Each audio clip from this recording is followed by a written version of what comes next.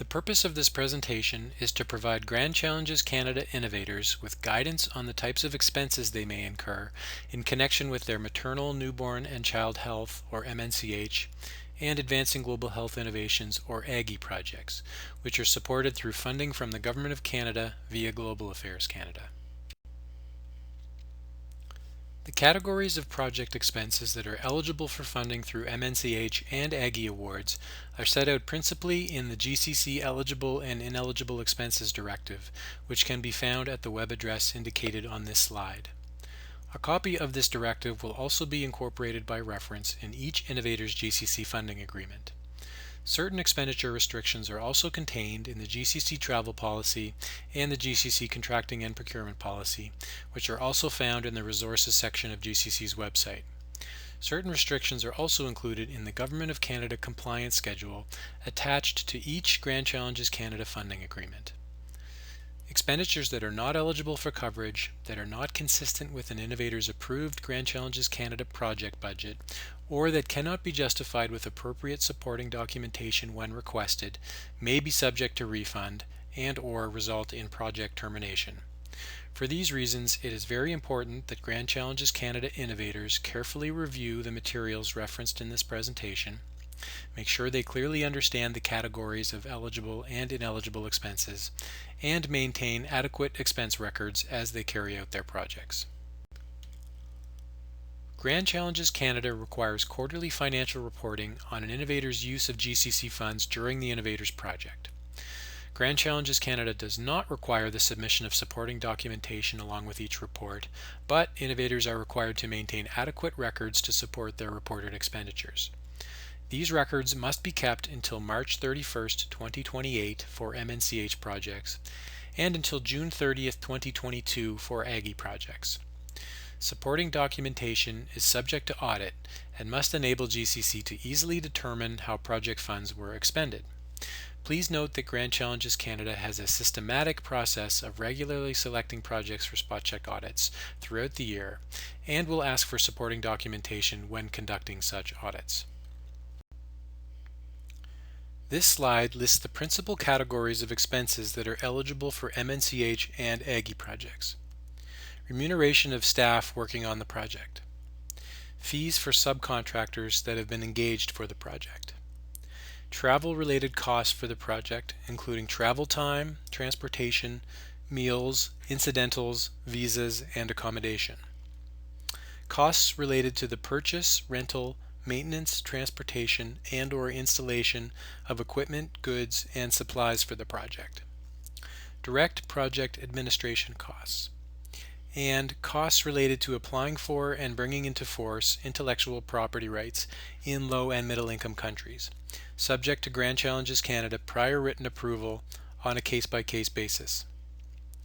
Other categories of costs may also be eligible for funding, but likewise require prior written approval from Grand Challenges Canada. Innovators should note that project costs must be actual and reasonable costs and must be directly related to their projects. The following slides provide specific guidance to help innovators ensure their project expenditures are compliant and therefore eligible for GCC funding. These slides are not exhaustive, and innovators are responsible for reviewing and becoming familiar with the various restrictions in the Eligible and Ineligible Expenses Directive and other policies referred to in this presentation. First, with respect to project staff remuneration, please note the following. Time chargeable to the GCC project budget for staff salaries will be based on a workday of 7.5 hours for a maximum of 5 days per week. Timesheets that track an employee's work on the project are mandatory and must be signed by the employee and approved by the employee's supervisor. No bonus or overtime pay may be charged to the Grand Challenges Canada project. Funding recipients will need to seek Grand Challenges Canada approval for annual salary increases that are intended to be charged to the GCC project budget. All such increases must be in accordance with the Government of Canada's policy on salary increases, which can be found at the web address indicated on this slide. Grand Challenges Canada will reimburse project-related travel up to, at a maximum, the lowest cost economy class airfare available for the time of travel based on the most direct routing. Funding recipients must be able to demonstrate, with proper supporting documentation, the lowest fare available at the time of reservation. For this purpose, Grand Challenges Canada will accept an online screenshot or other documentation showing the results of a search identifying at least 3 quoted airfares for the relevant travel time and routing. Innovators who opt to travel business class or on flights that cost more than the lowest cost economy airfare available at the time of reservation will be required to cover the price differential from other sources of funds.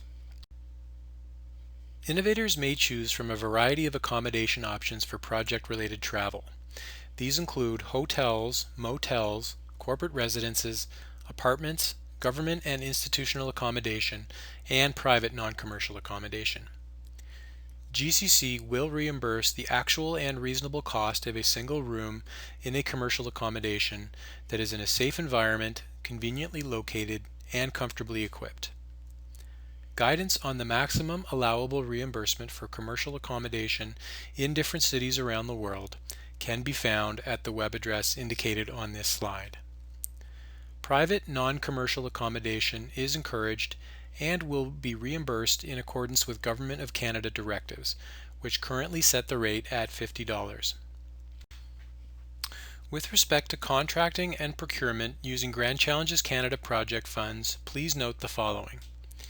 The total amount paid to third-party contractors using GCC funds may not exceed 20% of the overall award. Selection of contractors for Grand Challenges Canada projects is governed by the Contracting and Procurement Policy, found at the web address indicated on this slide. Contracts that are valued at 25,000 Canadian dollars or less per fiscal year may be sole sourced. Contracts that exceed 25,000 Canadian dollars in any fiscal year during the project must be competitively tendered. A competitive tender for the procurement of goods, assets, or services for the project must be done in a manner that respects the principles of access, transparency, competition, and fairness, and must result in best value. Best value means an optimal combination of quality, service, time, and cost considerations. 2 additional points to note with respect to contracting and procurement are as follows. First, final subcontracts must be awarded to parties that are at arm's length, meaning independent of and unrelated to the innovator and its project team. This is in order to avoid real or perceived conflicts of interest in the awarding of contracts. Second, innovators must keep records of their procurement processes, including records of publicity efforts, RFPs, bids, and decision-making, in order to demonstrate compliance with GCC's contracting and procurement policy. These records are subject to audit for the same periods as all other MNCH and Aggie documentation, as discussed previously in this presentation. This slide speaks to requirements for changes to Grand Challenges Canada project budgets and for tracking project asset purchases. First, if an innovator wishes to reallocate Grand Challenges Canada project funds across budget categories, the innovator must obtain prior GCC written approval if the reallocation would result in a change to a budget category that is either greater than 25,000 Canadian dollars or greater than 10%. Second, if an innovator purchases assets using Grand Challenges Canada project funds, the innovator must maintain an inventory of all such assets that have a useful life of more than 1 year and are valued at greater than 1,000 Canadian dollars.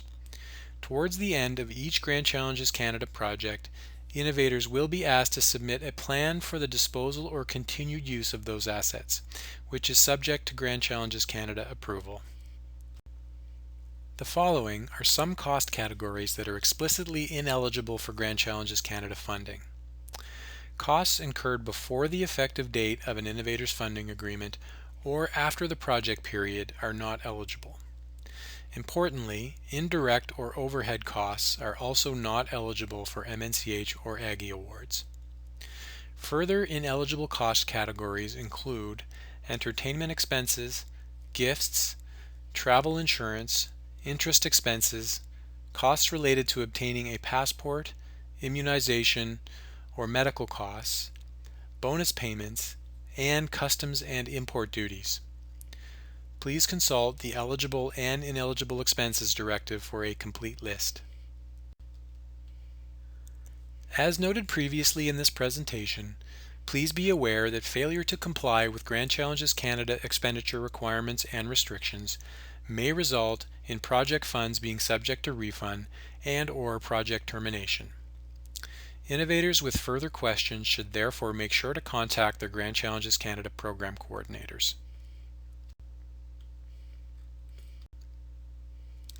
Thank you for reviewing this video. We wish you success in your Grand Challenges Canada projects and hope that this presentation will help you to comply with Grand Challenges Canada expenditure requirements.